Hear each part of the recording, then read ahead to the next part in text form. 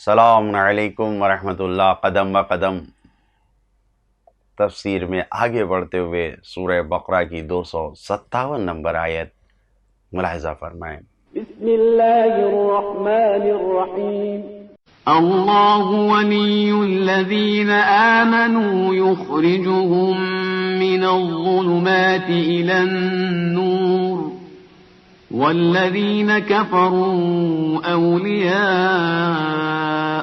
الطاغوت یخرجونهم من النور إلى الظلمات اولئک اصحاب النار هم فیہا خالدون۔ اللہ صاحبان ایمان کا ولی ہے، وہ انہیں تاریکیوں سے نکال کر روشنی میں لے آتا ہے، اور کفار کے ولی طاغوت ہیں جو انہیں روشنی سے نکال کر اندھیروں میں لے جاتے ہیں۔ یہی لوگ جہنمی ہیں اور وہاں ہمیشہ رہنے والے ہیں۔ گزشتہ آیت میں تھا کہ اللہ ہر چیز کا مالک ہے، اور اس آیت میں ہے کہ مومن بندوں سے اللہ کا خاص رشتہ ولایت کا رشتہ ہے۔ جن لوگوں نے اللہ کی ولایت کو قبول کیا ہے وہ کیسے ہیں؟ قرآن مجید کی مختلف آیتوں میں خداوند عالم نے اپنے ایسے بندوں کو پہچانوایا ہے کہ جو اللہ کی ولایت کو قبول کر لیتے ہیں، جو اللہ کے مطیع و فرما بردار ہو جاتے ہیں مکمل۔ جس نے اللہ کی ولایت کو قبول کر لیا، گویا اس کا ہر کام، اس کا ہر عمل خدائی رنگ میں رنگ جاتا ہے، صبغت اللہ، اللہ کے رنگ میں ڈھل جاتے ہیں۔ اور ایسے لوگ اپنے لیے الہی رہبر اور قائد کو انتخاب کرتے ہیں، جیسا کہ اللہ نے طالوت کو معین کیا اور انہوں نے قبول کیا،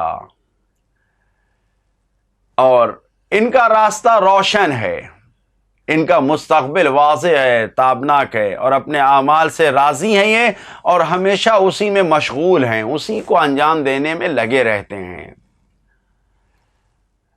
اسی طریقے سے جنگوں میں، سختیوں اور مشکلات میں صرف اللہ سے امید رکھتے ہیں اور غیر خدا کی طاقت سے نہیں ڈرتے ہیں۔ فزادہم ایمان، ان کا ایمان ہمیشہ ترقی کرتا رہتا ہے، اور موت سے بالکل نہیں ڈرتے ہیں۔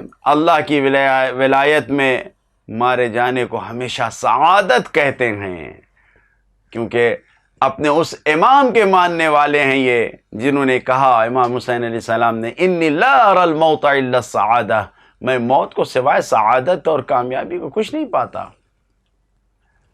اسی طریقے سے ان کی ایک خاصیت یہ ہے کہ زندگی میں تنہائی سے عاجز و پریشان نہیں ہے، کیونکہ یقین ہے کہ وہ اللہ کے زیر سرپرستی ہیں۔ ان اللہ معنا پر، کہ خدا ہمارے ساتھ، اس پر یقین رکھتے ہیں۔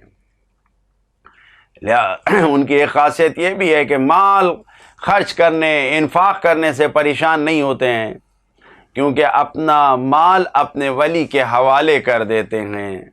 یقرض اللہ قرضا حسنا، سب اللہ کے حوالے کر دیتے ہیں۔ منفی پروپیگنڈے سے کبھی متاثر نہیں ہوتے، کیونکہ اللہ کے یقینی وعدے پر بھروسہ رکھتا ہے۔ والعاقبۃ للمتقین، اس پر یقین کامل رکھتے ہیں، اور اللہ کے علاوہ سب ان کی نظر میں حقیر ہیں، چھوٹے ہیں، صرف اللہ بزرگ و برتر و بڑا ہے۔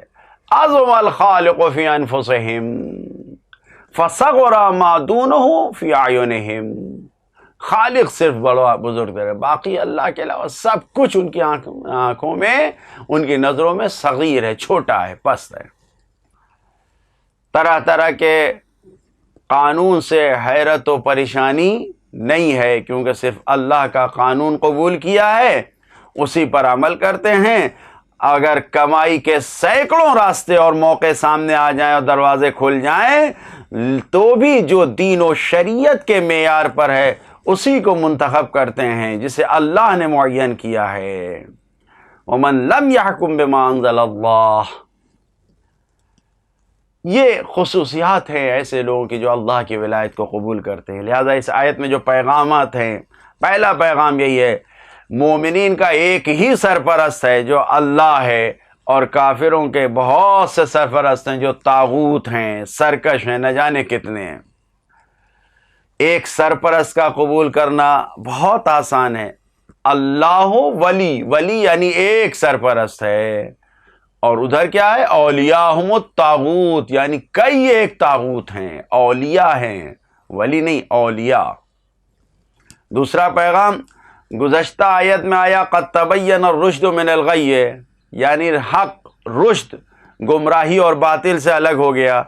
اس آیت میں باطل اور گمراہی کے نمونے بیان کیے ہیں کہ اللہ کی ولایت کو قبول کرنا حق اور رشد ہے، اور طاغوت کی ولایت گمراہی، غی، انحراف اور باطل ہے۔